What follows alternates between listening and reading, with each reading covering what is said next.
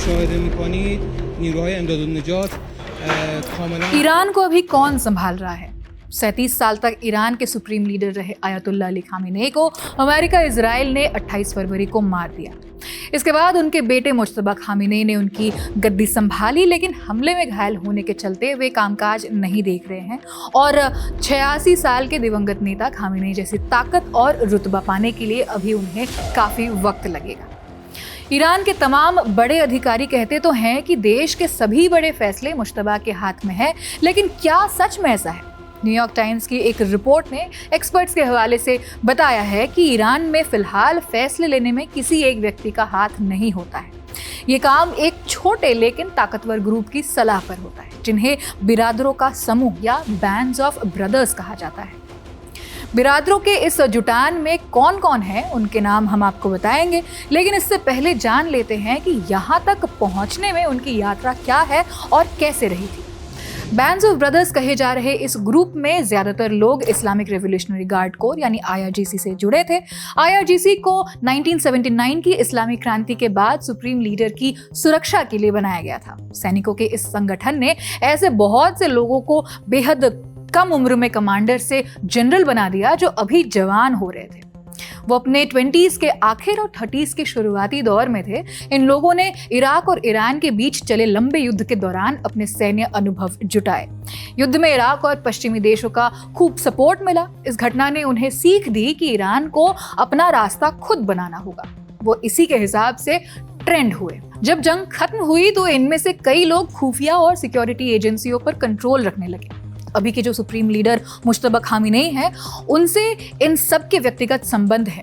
मुज्तबा अपने पिता खामेनेई का दफ्तर देखते थे। उसी समय ईरान के इन कट्टर नेताओं से उनकी करीबी बढ़ी थी। ये लोग सिर्फ इस्लामिक क्रांति को आगे बढ़ाने में ही काम नहीं आए, बल्कि खामेनेई शासन के दमनकारी तरीकों के भी बड़े सपोर्टर बनकर उभरे।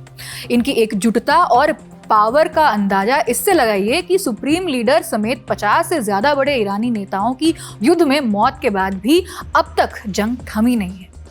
ईरान अमेरिका के आगे झुका नहीं है, ना तो ईरान की सरकार गिरी और न कमजोर हुई। खामेनेई की मौत के बाद ये लोग आज के ईरान के सबसे ताकतवर और प्रभावशाली लोग माने जाते हैं। इस लिस्ट में सबसे पहला नाम मोहम्मद बाक़िर कालिबाफ का है।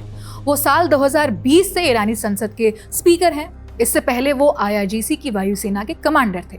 ईरान की राष्ट्रीय पुलिस की कमान भी संभाल चुके हैं। ईरान के मेयर भी रहे हैं। कालिबाफ की सरकार से वफादारी इस एक घटना से समझिए। साल 1999 में सरकार विरोधी प्रदर्शन चल रहे थे। कालिबाफ का दावा है कि इस दौरान वो एक आम मिलिशिया मेंबर की तरह मोटरसाइकिल पर बैठकर सड़कों पर उतर गए। उन्होंने प्रदर्शनकारियों को कथित तौर पर डंडों से पीटा था। कालिबाफ सेना और पॉलिटिक्स के बीच की कड़ी माने जाते हैं। पिछले महीने जब पाकिस्तान में अमेरिका से पीस टॉक चल रही थी, तब ईरान की ओर से कालिबाफ ही इस्लामाबाद गए थे।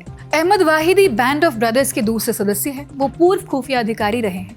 मार्च में जब अमेरिका और इजराइल के हमले में IRGC के प्रमुख की मौत हो गई थी, तब वाहिदी ने भी सेना की कमान संभाली थी। वो पहले देश के रक्षा मंत्री और गृह मंत्री रह चुके हैं।